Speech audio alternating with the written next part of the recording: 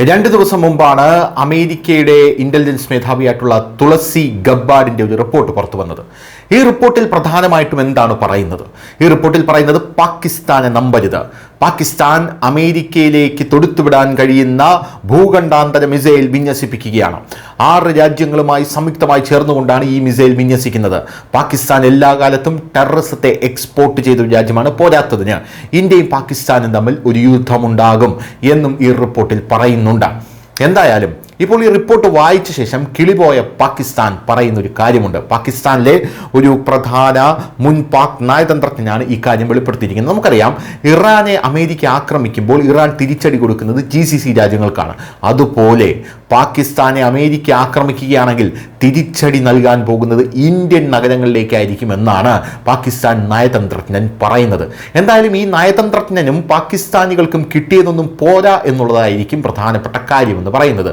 America പാകിസ്ഥാനെ ആക്രമിച്ചാൽ പാകിസ്ഥാൻ ഒരു കേടുപാട് സംഭവിക്കുമെന്നുള്ള കാര്യത്തിൽ തർക്കമില്ല.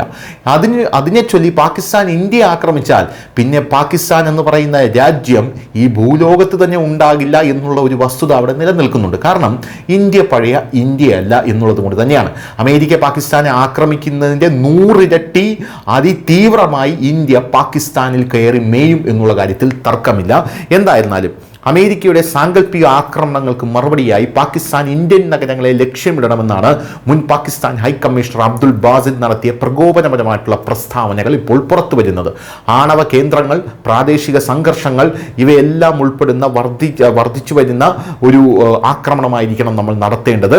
US പാകിസ്ഥാനെ ആക്രമിക്കുകയാണെങ്കിൽ പാകിസ്ഥാന്റെ പ്രതികരണങ്ങളിൽ മുംബൈ, ഡൽഹി പോലുള്ള പ്രധാന ഇന്ത്യൻ നഗര കേന്ദ്രങ്ങൾ ബോംബിടുന്നത് ഉൾപ്പെടുമെന്ന് വ്യാപകമായി പ്രചരിച്ച ഒരു പ്രസ്താവനയിൽ ബാസിദ് അവകാശപ്പെടുന്നുണ്ട്.